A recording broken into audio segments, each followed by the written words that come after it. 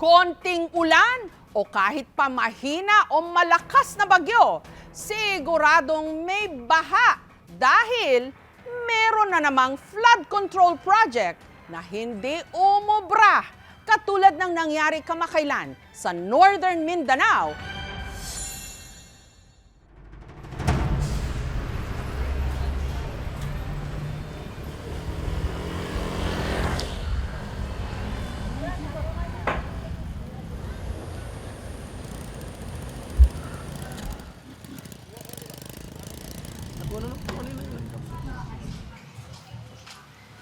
Isang linggo na ho ang nakalilipas mula nung tumama rito ang bagyong Bashang. Pero sa tingin ko ho, tingnan nyo yung mga gamit, yung mga kanilang mga damit, puro sampay, nilalabahan pa rin. Mukhang hindi pa ho sila nakakabangon. Sa estimate po, 21 barangays ang affected. 10,000 families. Kayo po, kamusta? Wala ding ayuda ya. Paano naging okay? Mahirap nga. Kinakaya na lang, ma'am. Kinakaya na lang. Para ang anak namin. Malakas ba yung bagyo dito? Malakas, ma'am. Yung tubig, ang malakas. Buhay ka na nung sendong kuya, no? Anong masasabi mo dito sa Bashang? Mas malakas? Daming naano na, ma'am. Ang tila bangungot na hindi malilimot ng mga tiga-barangay Mandulog ang hagupit ni Bagyong Bashang na naramdaman nito lang nakaraang linggo sa Northern Mindanao. Lalagi, balay lang may wala. Hindi raw hamak na mas mabagsik itong si Bashang kay Sendong na nagpadapa sa probinsya noong 2011. Hindi raw sana kakaba-kaba ang mga tiga-barangay Mandulog. Nakatiraman kasi sila sa gilid ng ilog. Meron naman na raw itong flood control project. Bagong-bago pa at katatapos lang nitong Nobyembre. Naging paborito pa nga raw itong pasyalan ng mga residente at playground ng mga bata. Pero sa kalagitnaan ng pananalasa ni Bashang, Biyernes ng nakaraang linggo, February 6, ang bagong-bago nilang flood control project nasira. Ito na ngayon ang itsura nito matapos ang bagyo. Nagkanda bitak-bitak ang mga simento. Gumuho ang ilang malalaking bahagi ng dike. Ang nangyari sa flood control project sa Luzon, nangyari rin sa bahaging ito ng Mindanao, dito sa Iligan City sa Lanao del Norte. Pero paano makaliligtas ng buhay at mga bahay ang mga proyektong katulad nito na ginastusan ng halos 100 million pesos at bagong-bago pa? 2 buwan pa lang mula nung natapos, pero nadaanan lang ng Bagyong Bashang, bumigay. At ang pinakamalaking kabalintunaan pa rito, kung paanong sila na malapit lang sa flood control ang nasalanta at nalagay sa peligro. Kuya, kayo, nasan yung bahay nyo? Sa likod, ma'am. Pag mas malayo sa flood control, mas okay. Parang weird, no? Na yung mas malapit sa flood control, yun yung napahamak. Sayang, yun lang ka, oh. Pwedeng gataan yan.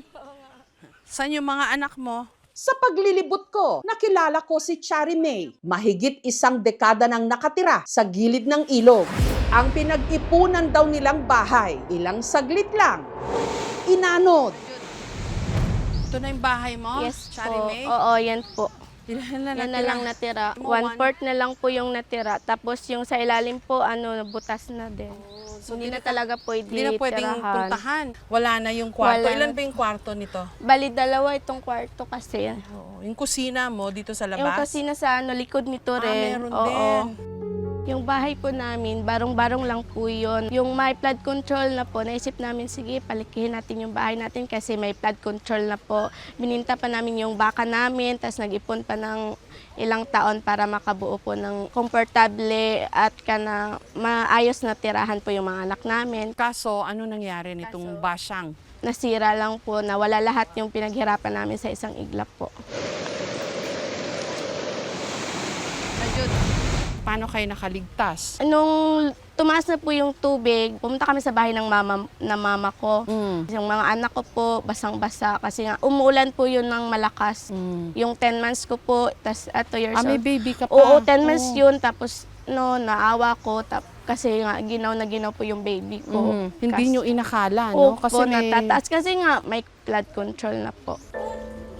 Paano yung mga gamit nakuha mo na? Ito lang yung natira, yung mga gamit ko. Hindi ko na kinuha kasi nga, mas importante po yung buhay ng mga anak ko. Anong balak nyo ngayon, Charime? Hindi ko pa po alam kung saan kami titira ulit, kung titira ba kami dito ulit or hindi na. Kasi nga na-trauma na ako eh. Parang hindi na pwede eh, oh. Hindi na talaga, hindi na talaga pwede. Dito po talaga yung bahay namin, ito po. Sina Ana Nef naman, buong bahay, tinangay, walang natira. Ang nangyari sa bahay mo? Bumigay na. Akala ko, matigas kasi yung bahay namin kasi simentado. Pagbalik ng asawa ko ng alas 4, wala na yung bahay namin. Buong buo talaga.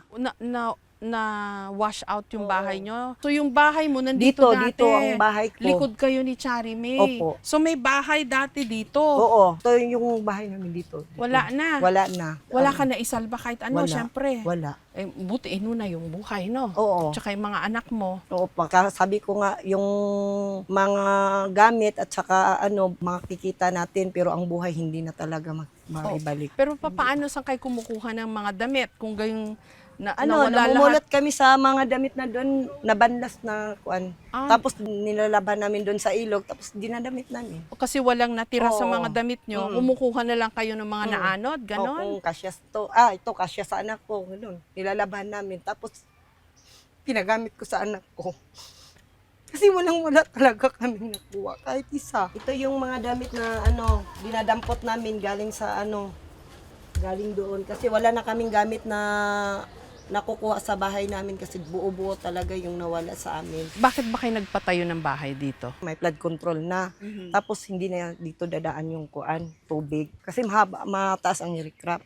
Pero pagdating ng paggawa nila dito, sabi ko, parang hindi matibay yung paggawa. Maling akala, ano? Kasi nung nakikita ko sa mga iba, may bakal, tapos sila walang bakal. Lahat daw ito inaabot ng tubig.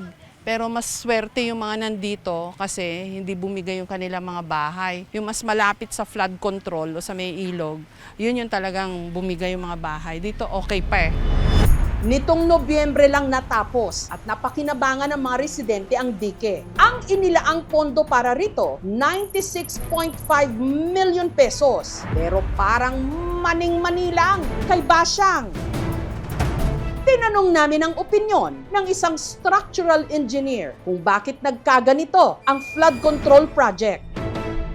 Engineer Ross, palagay nyo ho, ano nangyari dito sa flood control project na ito? Nakita ko sa drawing, sa design, sa water side is puro buhos. Yung riprap is for slope protection. So dapat walang tubig na dadaan dito in the design. Dapat Kaso nakadaan. kaso nakadaan parang Nakalusot hanggang yung tubig, hanggang kaya dyan yung wasak tubig. ito. Kaya nawasak. Pero yung pagkakagawa ho nitong flood control project, itong dike na ito mismo, tama ho kaya? May bato naman. Meron naman. May bakal May naman bakal. sa kabilang O sa side. kabila kasi yung Pero ang bakit water dito side. sa kabilang dito sa side na to walang bakal? Kasi ito dito ma'am, yung design nila is for slope protection ng lupa. Ikaso ang tubig hanggang dito din pumasok. Yun ang Oo. problema. Hindi kasi design yung slope protection dito para sa tubig. Hindi ba nila na-consider yung mga gano'n na dapat nilagyan na rin nila ng bakal dito kasi may possibility na dumaan yung tubig dito rin sa side na to? Yun hindi ko Hindi ko na alam. nila ginawa. Kasi doon parang may bridge, may opening doon. Oo, yun nga kasi hindi daw natapos yung bridge. Oo. Pag walang opening doon, siguro safe to.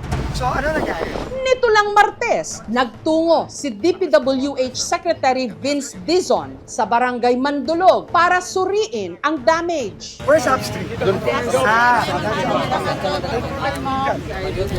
Pero tanong ng mga residente rito, bakit hindi niya pinuntahan ang bahaging ito?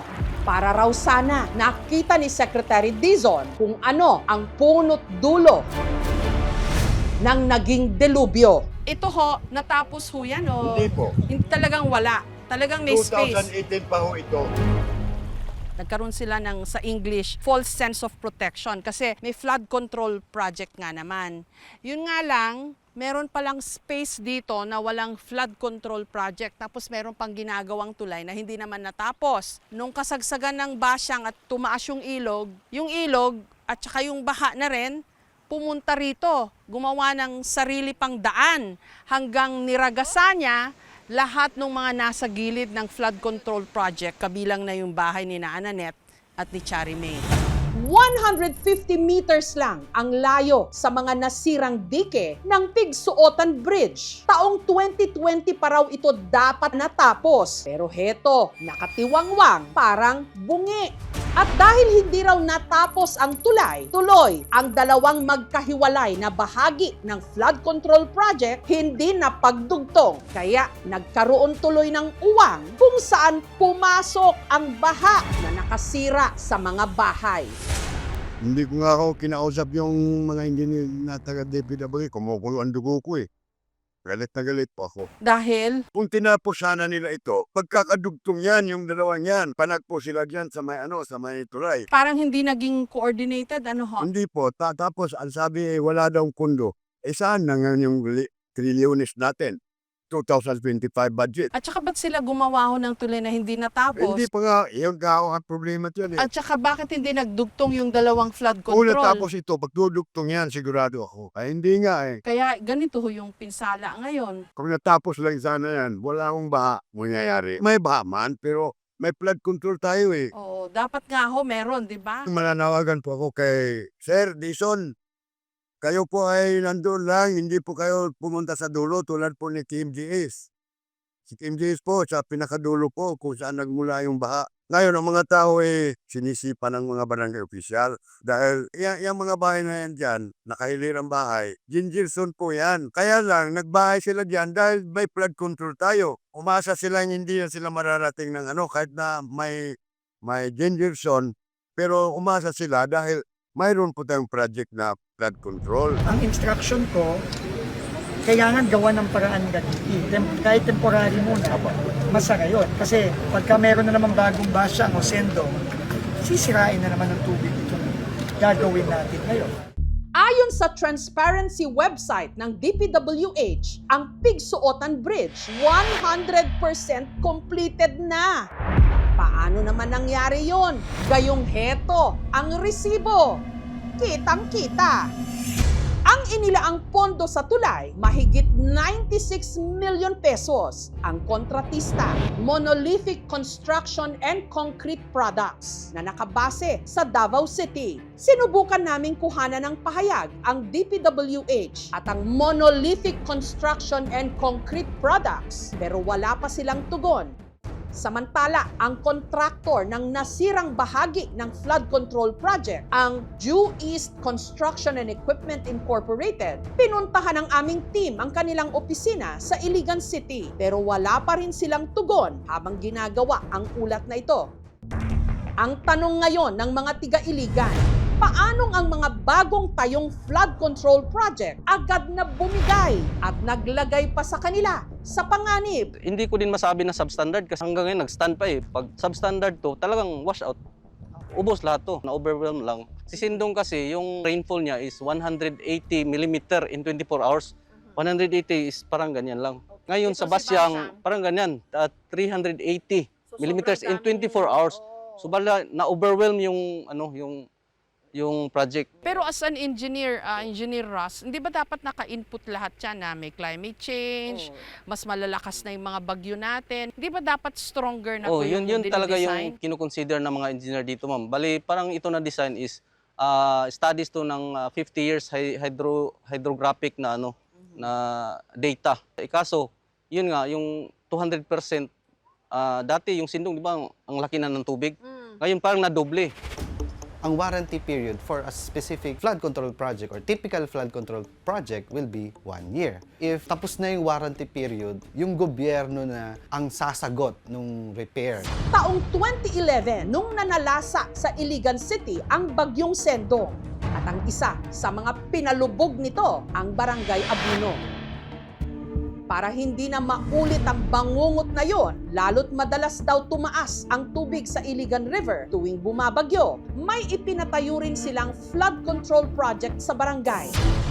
Pero ang paghahandang ito ng mga tiga-barangay Abuno, walang panama sa bagsik ni Basyang.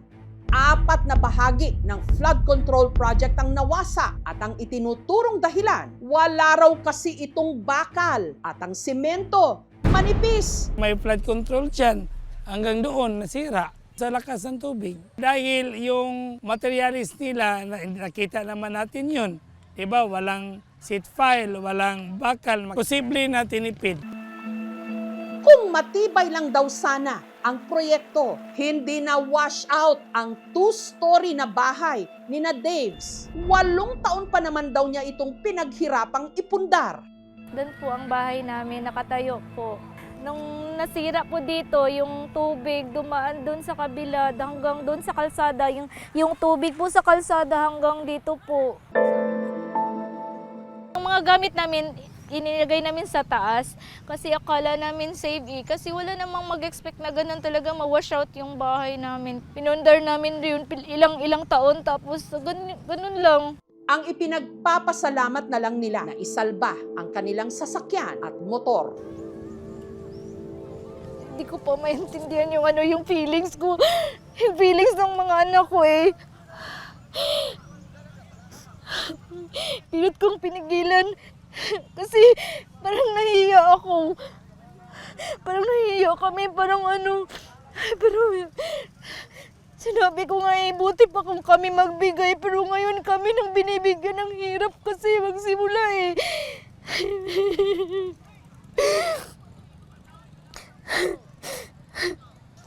Parang bumigay na rin ako. Pero para sa mga anak namin eh.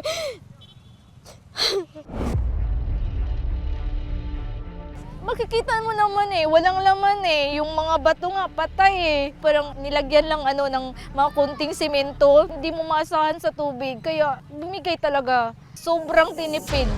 Nagkalat ang mga inanod na sheet piles o mga bakal na pundasyon ng flood control. Yung mo sa ilalim, sir, kung gano'n lang kanipis.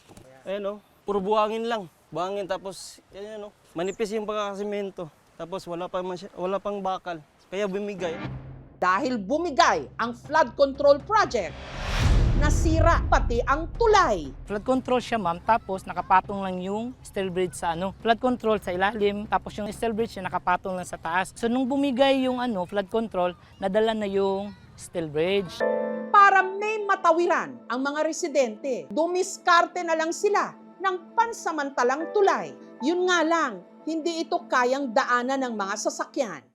Batay sa nakalap na impormasyon ng aming team, mula pa rin sa website ng DPWH mismo, ang kontraktor raw ng bumigay na riprap kina Daves, ang Al Hussein Construction, at ang inilaang pondo para rito, 41 million pesos. Ang ibang bahagi naman ng nasirang flood control, gawa raw ng Red Construction Technique na nakabase rin sa Iligan City. Sinubukan naming kuhanan ng pahayag ang Al Hussein Construction pero wala silang tugon.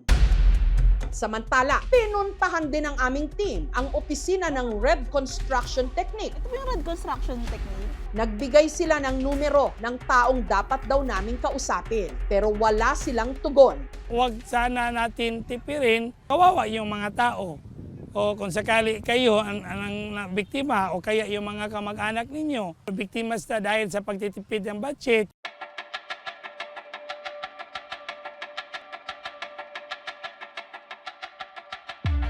Technical assessments are already being conducted to determine the extent of damage of the affected flood control structures. The DPWH Iligan City District Engineering Office assures the affected residents of Barangay Abuno and Barangay Mandulog that flood control repairs will be completed by May upon orders of the President.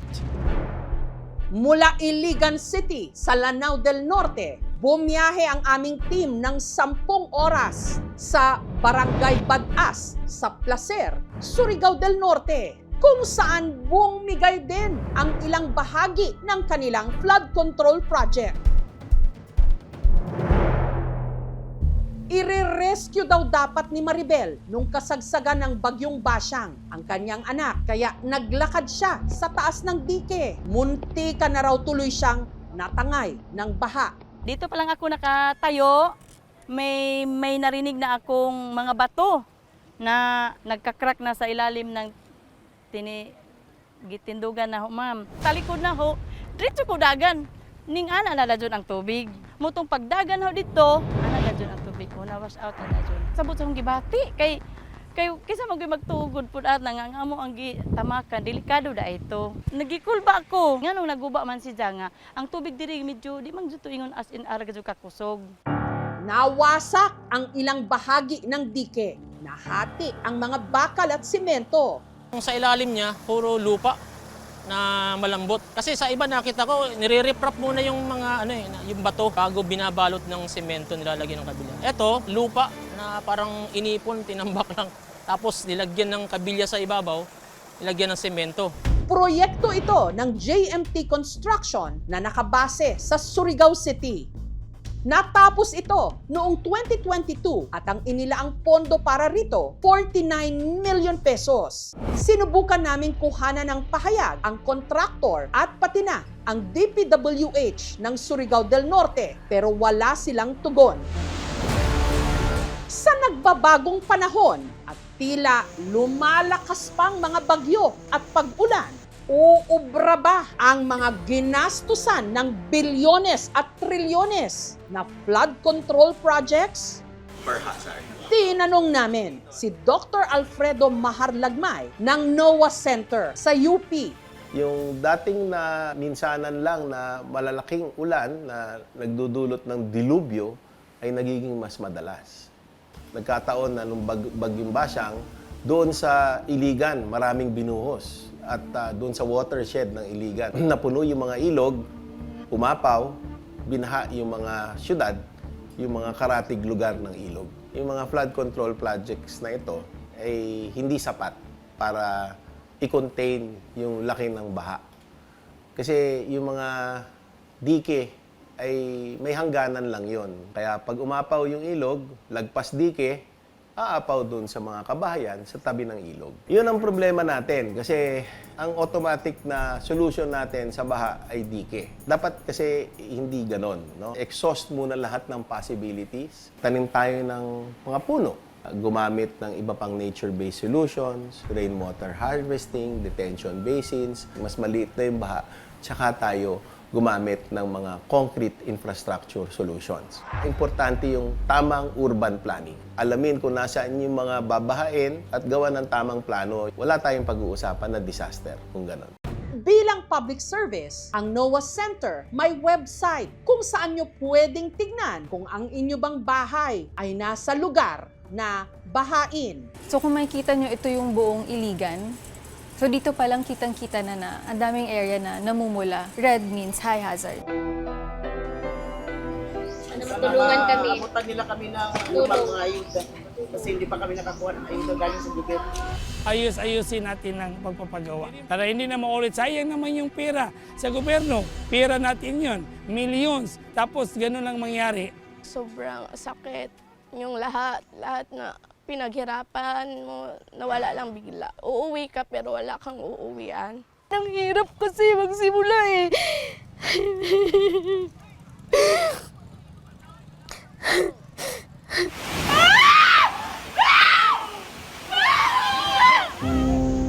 Siyam na tao ang namatay sa Northern Mindanao sa kasagsagan ng Bagyong Basyang. 10,000 mga pamilya sa 21 mga barangay ang apektado. Marami sa kanila nabuhay sa maling akala na ligtas sila dahil meron ng flood control project.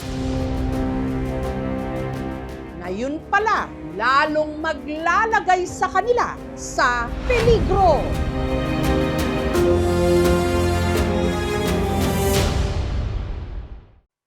Thank you for watching, mga kapuso. Kung nagustuhan niyo po ang videong ito, subscribe na sa GMA Public Affairs YouTube channel. And don't forget to hit the bell button for our latest updates.